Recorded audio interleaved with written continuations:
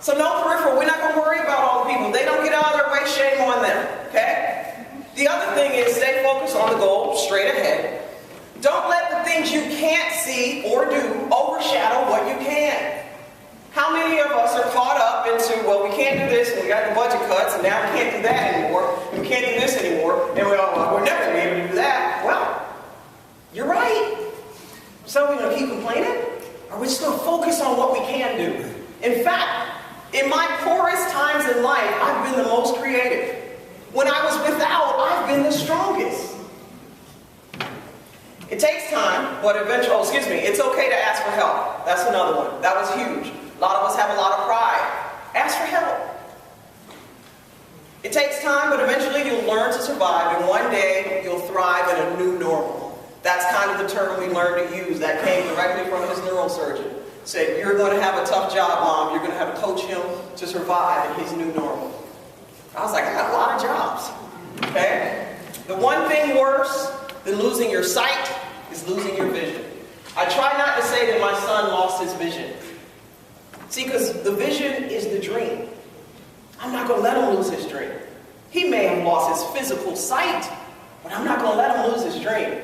So my son has vision.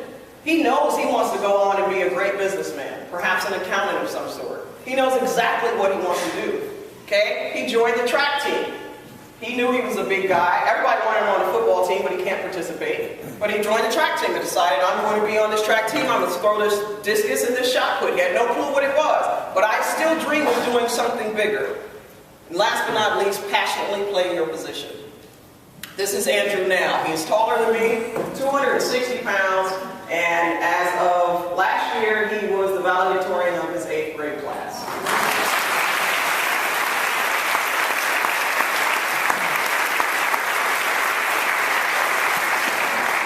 When it comes to passionately playing your position, great story.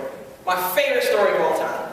So I'm in Indiana, and I go to the grocery store. I don't go to the big grocery store, which was like the Kroger or whatever. I just went to the little grocery store, a little community grocery store nearby. I just had to run in and pick up a few things. I stop in at the counter, and here I am at the counter, and the lady's checking me out, and I swipe my card, and my card is here. So as she swipes my card, there's somebody putting stuff in my basket, and I go to get my basket, and I'm ready to move out. Well, just then, this guy comes sprinting out of nowhere, and he screams, and I hope I don't blow this, but he says, I got it! And he pushes me out of the way, grabs my cart, and he looks at me and says, I got it! Well, I came from Prince George's County, Maryland, right outside D.C.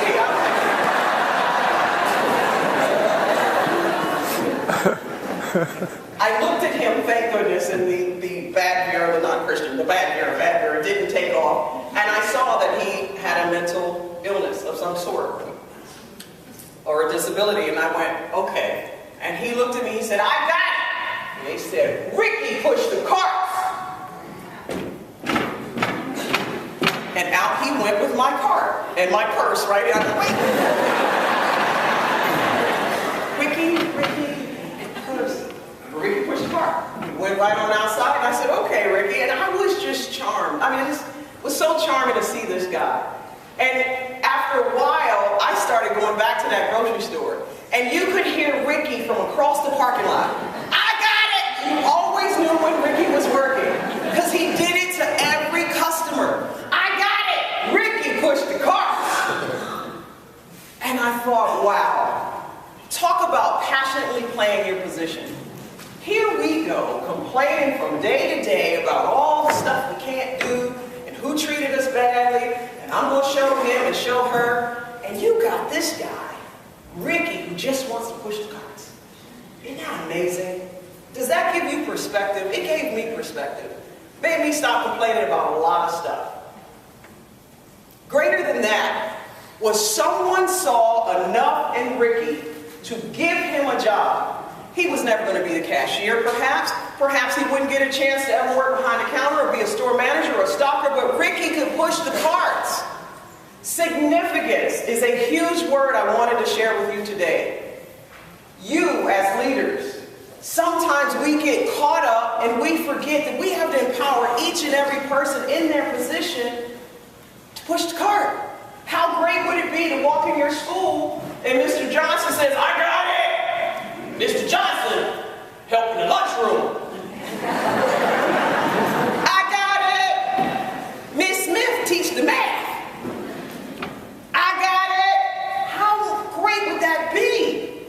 If you could empower everyone in your schools, in your districts, wherever you go, in your churches, whatever, to feel that significance, to want to scream, I got it. There's some things I can't do, but this job right here, I got it. How beautiful is that? My favorite story, Ricky pushed the cart. What happens with these fouls is they push down on us so bad that we shrink. Leadership sometimes disappears. And I'm proud of each and every one of you today because you're here.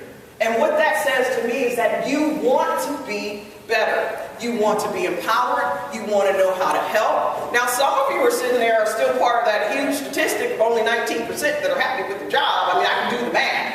I understand that. But if you are, rethink some things. Start thinking about some of these things of how you can be better. Don't let the fouls push your leadership out of the way. Now, I'm not picking on you because I've been there. I recently just did the same thing. See, the fouls of life had become so much for me after 2.5 years of helping Andrew and dealing with that. I lost a little bit of myself. I had been, as I said, to Japan and Walmart, Procter & Gamble, and trained all over the country and all kinds of schools and churches and stood in front of audiences and done great things and was told that I was a great motivator, but I didn't want to. I was a little girl. I don't want to do this anymore. I'm tired. Andrew has 14 doctors. I don't want to be in charge. I don't want to make any decisions. I'm alone. Nobody loves me. It's horrible. Oh, I did it. Okay? So what I did is I said, I know. I wanted a regular paycheck. I wanted benefits. I wanted life to be simple. So I went back to what I knew as an assistant coach. I didn't want to be the head coach. I want to be assistant. I just want to help out a little bit. Okay? So I go there and I decide that I'm going to help out. And this is going to be an interesting story. Okay? I decide I'm going to be an assistant coach. I go and I help out.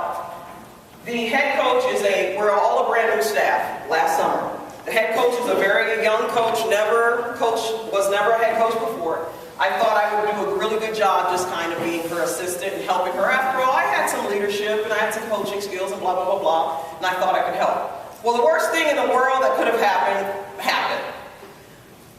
Her boss, the AD, and everyone else kind of knew me from ESPN and the whole television thing, and television just kind of puts you out there. It's a little bit superficial, I'm just going to be honest. I always kind of wondered, like, how am I really giving back? People want my autograph because my hair looks good or my makeup is perfect, which is understandable. But I never really felt like I'm helping anybody. I'm just sitting up there talking about basketball, eating popcorn when the camera's not on me, you know? But anyway, that was a big deal, and they said, hey, let's get Vera Jones to come speak. Every year they have this big speaking engagement for the entire athletic department. So all of the athletes, student athletes, and all of the administrators. So I say, sure, I'll do it. I'll take one for the team, and I stand up and I give this big, speaking. And I don't know whether you guys can tell, but for about 3 years of my life, I was a stand-up comedian. Yeah. So I turned it into a comedy show. The kids are dying, everybody's laughing. I do Bobby Jones with some extras, and everything is going just great. So afterwards, and I feel like I've motivated this crowd, we're ready to start a great year, and afterwards, some of my colleagues came up and said, Vera, we had no idea you were that funny, this is great, oh my God, you were so good. But my boss, I couldn't find my boss. After all, I want my boss. I want to make sure I made her look good. Did I make her look good? Is she good? So I went over to find her and I said, and she was over in the corner like this. So I said, hey, how did I do? Did I do okay? She went, it was good.